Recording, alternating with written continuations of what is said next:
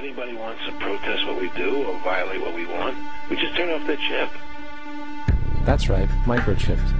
In 2005, Congress, under the pretense of immigration control and the so-called War on Terrorism, passed the Real ID Act, under which it is projected by May 2008, you will be required to carry around a federal identification card, which includes on it a scannable barcode with your personal information. However, this barcode is only an intermediary step before the card is equipped with a VeriChip RFID tracking module, which will use radio frequencies to track your every move on the planet. If this sounds foreign to you, please note that the RFID tracking chip is already in all new American passports. And the final step is the implanted chip, which many people have already been manipulated into accepting under different pretenses.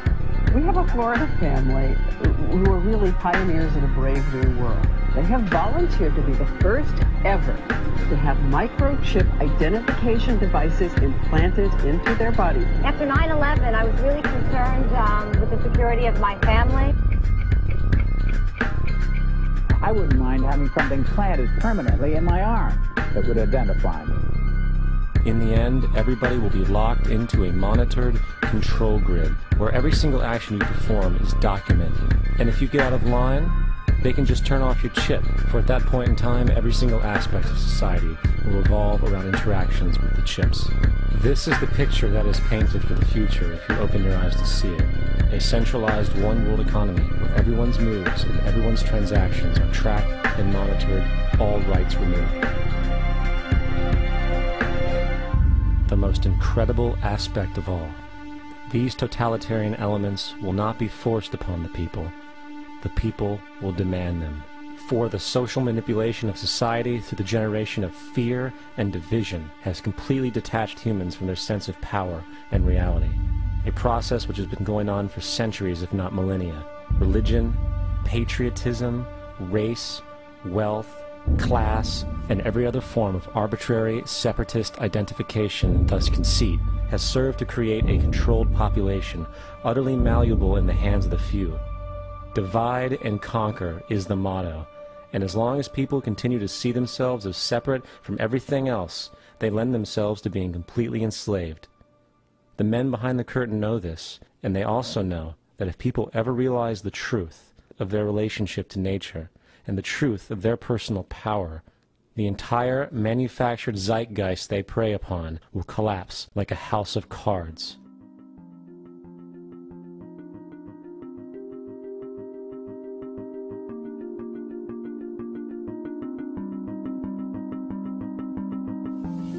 The whole system that we live in drills into us that we're powerless, that we're weak, that our society is evil, that it's crime-ridden, etc., and so forth. It's all a big, fat lie. We are powerful, beautiful, extraordinary. There is no reason why we cannot understand who we truly are, where we are going. There is no reason why the average individual cannot be fully empowered. We are incredibly powerful beings. You know, I think I spent 30 years of my life, in the first 30, trying to become something. I wanted to become good at things. I wanted to become good at tennis. I wanted to become good at school and grades and everything I kind of viewed in that perspective. I'm not okay the way I am, but if I got good at things, you realize that I had the game wrong. The game was to find out what I already was. Find out what I already was.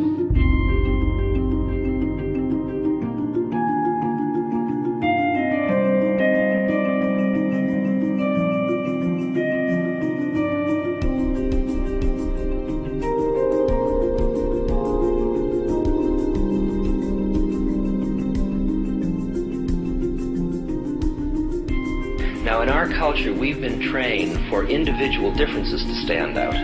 So you look at each person, immediately it is brighter, dumber, older, younger, richer, poorer, and we make all these dimensional distinctions, put them in categories and treat them that way. And we get so that we only see others as separate from ourselves in the ways in which they're separate. And one of the dramatic characteristics of experience is being with another person and suddenly seeing the ways in which they are like you, not different from you, and experiencing the fact that which is essence in you and which is essence in me is indeed one.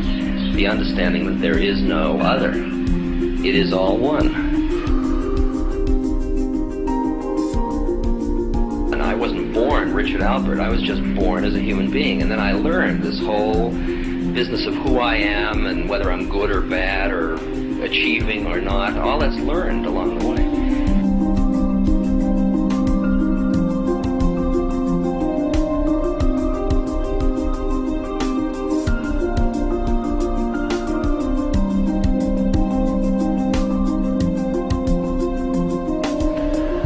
The old appeals to racial, sexual, religious chauvinism, to rabid nationalist fervor are beginning not to work. A new consciousness is developing which sees the earth as a single organism and recognizes that an organism at war with itself is doomed.